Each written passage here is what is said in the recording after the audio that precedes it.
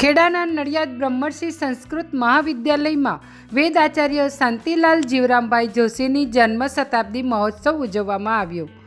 શાંતિલાલ જીવરામભાઈ જોશી સંસ્કૃત અને સંસ્કૃતિના પ્રણેતા કહેવામાં આવે છે, ત્યારે તેમના જન્મ શતાબ્દી મહોત્સવ નિમિત્તે સમગ્ર ગુજરાતની સંસ્કૃત મહાવિદ્યાલયોમાં આજરોજ સામૂહિક બ્રહ્મભોજનનું આયોજન કરવામાં આવ્યું હતું।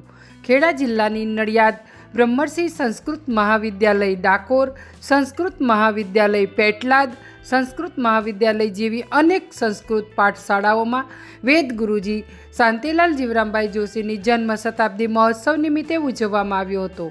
નડિયાદ સંસ્કૃત મહાવિદ્યાલય દ્વારા આ નિમિત્તે વૃક્ષરોપણ તથા વેદો ઉપનિષદ રુદ્રી મહાપુસ્તકનું વિમોચન કરવામાં આવ્યું હતું।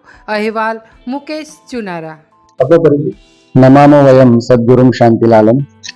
મારું નામ વ્યાસ વિમલ મુકેશભાઈ છે। બ્રહ્મર્ષિ સંસ્કૃત મહાવિદ્યાલય નડિયાદ ખાતે વેદના અધ્યાપક તરીકે કાર્ય કરી રહ્યો છું। આજના પર્વની જે મહત્તા છે કે વેદ ગુરુજી પૂજ્ય શાંતિલાલ જીવરામ જોશી જેમનું જન્મ શતાબ્દી વર્ષ નિમિત્તે આજે ગુજરાતની તમામ પાઠશાળાઓમાં બ્રહ્મર્ષિ સંસ્કૃત મહાવિદ્યાલયની સાથે ગુજરાતની જેટલી પણ તમામ સંસ્કૃત પાઠશાળાઓ છે બધી જ પાઠશાળાઓમાં એક સાથે ઋષિકુમારોનું બ્રહ્મભોજનનું આયોજન કરવામાં આવેલ છે। તેમજ ગુરુજીએ આજીવન સરસ્વતીની વંદના કરી, સરસ્વતીની ઉપાસના કરી તે હેતુથી આજે દરેક ઋષિકુમારોને રુદ્રાષ્ટાધ્યાયનું પુસ્તક જે છે એ વિદ્યાદાન તરીકે અર્પણ કરવામાં આવશે। તેમજ ગુરુજીના શતાબ્દી મહોત્સવ અંતર્ગત ગુજરાતની અનેક પાઠશાળાઓની અંદર તેમજ આજે બ્રહ્મર્ષિ સંસ્કૃત મહાવિદ્યાલય ખાતે 101 રુદ્રી પાઠ કરવામાં આવ્યા। તેમજ અખંડ ઓમ ત્ર્યંબકં જજામહે મંત્રનો પણ જપ અને અભિષેક કરવામાં આવી રહ્યો છે।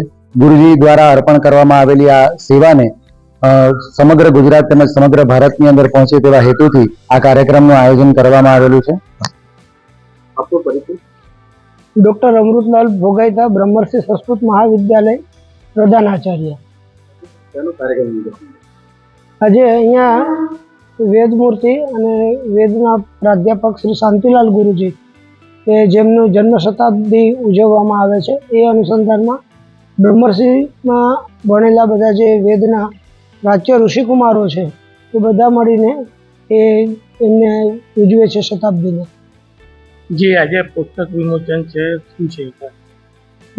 વેદ ગુરુજી બધાને વેદ ભણાવતા એટલે એમની સ્મૃતિમાં બધી જ પાઠશાળાઓમાં ભોજનનો કાર્યક્રમ રાખ્યો છે। સાથે સાથે વિદ્યાર્થીઓને પ્રેરણા મળી રહી એટલે એક વેદનો નાનો ગ્રંથ તૈયાર કરી અને પછી બધા વિદ્યાર્થીઓને અક્ષરદાન કરવામાં આવ્યું છે। એટલે ગુરુજીને ખાસ શ્રદ્ધાંજલિ એ જ કહેવાય કે વિદ્યાર્થીઓ ઉત્તરોત્તર ભણતા રહે, એમને છેલ્લા શ્વાસ સુધી વેદની જ સેવા કરી છે એટલે વિદ્યાર્થીઓને એમના પ્રતીક સ્વરૂપ બધાને પુસ્તક આપવામાં આવ્યું। એ પણ પ્રાચ્ય ઋષિકુમારોએ મળીને જ આ પુસ્તકનું પ્રકાશન કર્યું છે, એ બહુ મોટી વાત છે।